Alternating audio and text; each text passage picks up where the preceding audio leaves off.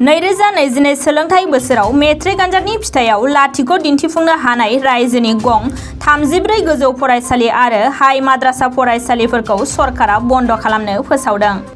गसाइगाव सहरनि गेजेराव थानाय शास्त्री विद्यापीठ गोजौ फरायसालियाव 2022 मायथाइनि मेट्रिक आनजादाव गासै सा 12 फरायसाफोरा जिरायदोंमोनब्लाबो सासेबो फरायसाफोरा आनजादाव उथ्रिसारनो हायासै। 1979 मायथाइयाव गायसनजानाय गसाइगाव महकुमानि गंसेल' बेंगली बिजोंनि फरायसालि शास्त्री विद्यापीठ गोजौ फरायसालिया बन्द जालाङोब्ला ओनसोलाव सोलोंथाइ बिथिङाव गोख्रों गोहोम गोग्लैगोन। बे आयदाखौ लानानै ओनसोलनि एमएलए जिरन बसुमतारी, बिटिसिनि मावफुं सोद्रोमाया फरायसालिनि फोरोंगिरि आरो ओनसोलनि रायजो राजाफोरजों सावरायलायो।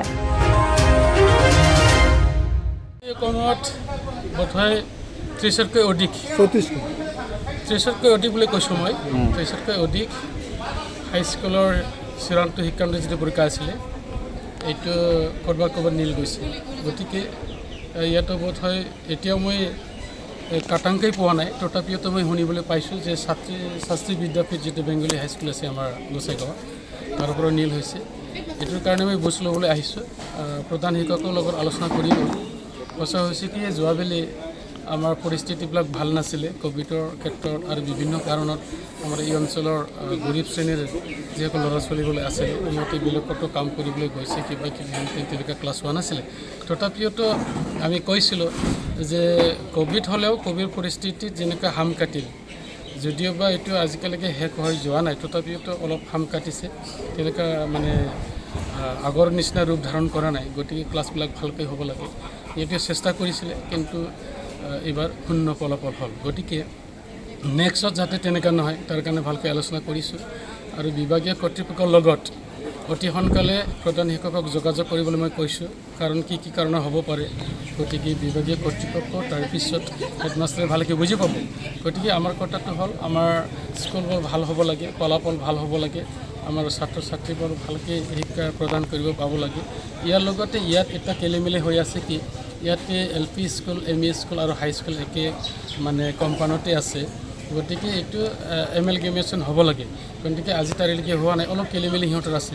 গতিকে ৰাজ্য চৰকাৰে আমাৰ সন্মানীয় ৰাজ্যৰ মুখ্যমন্ত্ৰী ডক্টৰ হিমন্ত বিশ্ব শৰ্মা দেৱে যেতিয়া এটা ফৰ্মুলা লৈছে, মানে কি গোটেই শিক্ষানীতিটো আমি য'ত একেলগে একে জেগাতে আছোঁ এইবোৰকো আমি এমেলগেমেশ্যন কৰিব লাগে। গতিকে সেই অনুপাতে আমাৰ BTR অঞ্চলত সন্মানীয় BTR চিফ প্ৰমোদ বড়ো মহোদয়ৰ নেতৃত্বত এতিয়া এইবিলাক ছাৰ্ভে চলি আছে আৰু বিভাগীয় কৰ্তৃপক্ষৰ পৰাও বিশেষকৈ শিক্ষা ডিপাৰ্টমেণ্টৰ পৰা এইবিলাক চলোৱা হৈছে।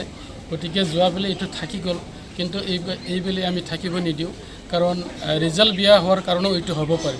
ইয়াত মানে এটা জেগাতে আছে LPৰ পৰা হাইস্কুললৈকে, কিন্তু ইয়াত এমেলগেমেশ্যন হোৱা নাই।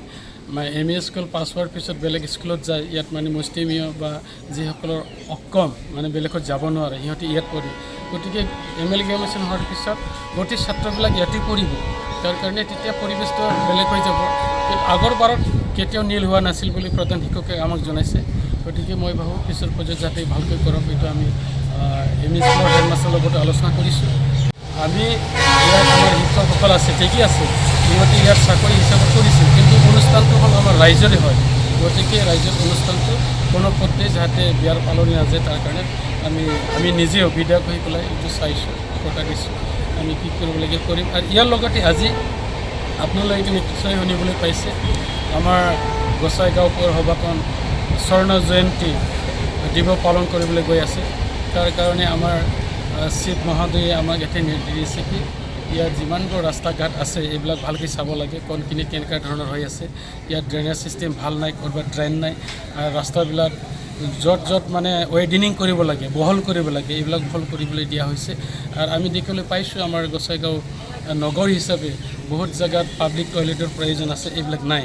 এইবিলাকো কৰিবৰ কাৰণে আমি চাইছোঁ আৰু গোটেই ৰাস্তাটো আমি জকি চাইছোঁ ইঞ্জিনিয়াৰ লৈ পেলাই আমি ডিভাইডাৰ বনাব খুজিছোঁ। ইয়াত ডিভাইডাৰ হ'লে কি হ'ব কি ৰাস্তা মানে অহা যোৱা ভাল সুবিধা হ'ব আৰু ষ্ট্ৰীট লাইটৰ এটা ভাল ব্যৱস্থা হৈ যাব। গতিকে মই ভাবোঁ এই ক্ষেত্ৰত আমি ভাল আমাৰ BTR তথা ষ্টেট গভৰ্ণমেণ্টৰ পৰা সঁহাৰি পাম আৰু আমাৰ সন্মানীয় নগৰ উন্নয়নৰ অসমৰ মন্ত্ৰী আৰু আমাৰ কোকৰাঝাৰ ডিষ্ট্ৰিক্টৰ গাৰ্জেন মিনিষ্টাৰ অশোক সিংগল ছাৰেও আমাক কথা দিছে যে যিমান ইয়াত গোসাইগাঁও টাউনক আমি উন্নতি কৰিবৰ কাৰণে যিখিনি পাণ লাগে সেইটোৱে ইয়াত দিয়া হ'ব বুলি। আৰু আপোনালোকে নিশ্চয় গম পায় বাই ইলেকশ্যনৰ সময়তো কৈছিলে আৰু অলৰেডি ডিক্লেয়াৰ কৰি গ'ল যে গোসাইগাঁওখন এখন মডেল টাউন হিচাপে গঢ়ি তোলা হ'ব। গতিকে আমি বিশ্বাস ৰাখিছোঁ। তাৰ কাৰণে আমাৰ BTRৰ সন্মানীয় নগৰ উন্নয়নৰ EM লুচন হাজৰা ডাঙৰীয়া, তাৰপিছত আমাৰ লগতে আছে আমাৰ ৱাটাৰ ৰিচাৰ্চৰ EM অখিল মুছাহাৰী ডাঙৰীয়া আৰু আমাৰ টাউন কমিটিৰ চেয়াৰমেনকে আদি কৰি বিভিন্ন দল সংগঠনৰ আমাৰ নেতৃবৃন্দসকল আমি ছিনিয়ৰ চিটিজেন নাগৰিক সমাজৰ লগতো আমি আলোচনা কৰিছোঁ। গতিকে চবেই সঁহাৰি জনাইছে আমাক, এইবুলি আমি বিশ্বাস আছোঁ। আমি গোসাইগাঁওখনক এইবাৰ স্বৰ্ণ জয়ন্তীৰ লগতে কিবা এটা আটকধুনীয়া আমি সজাই পৰাই তুলিম আৰু ইয়াতে আপোনালোকৰো আমাক সহায় সহযোগিতা লাগিব। মোৰ কোনো কমেণ্টছ নাই। হয়, আপুনি কি নাম আপোনাৰ? মোৰ নাম শংকৰ ডেকা। এই স্কুলৰ আপুনি কি হয়? প্ৰধান শিক্ষক। এই ইমান নিম্ন ফলাফল হোৱাৰ কাৰণটো কি? লকডাউন হৈছিল, হয়, আমাৰ ষ্টুডেণ্টবিলাক পঢ়া-শুনা ভালকৈ কৰিব পৰা নাই। হয়, তেওঁলোকে যিটো টিউশ্যন ল'ব পৰা নাই, হয়, ৰেগুলাৰ স্কুল আহিব পৰা নাই। ছাত্ৰ ছাত্ৰী কিমান আপোনালোকৰ? এই বছৰ ক্লাছ 10ত 23, 9ত 26, টোটাল ছাত্ৰ ছাত্ৰী কিমান?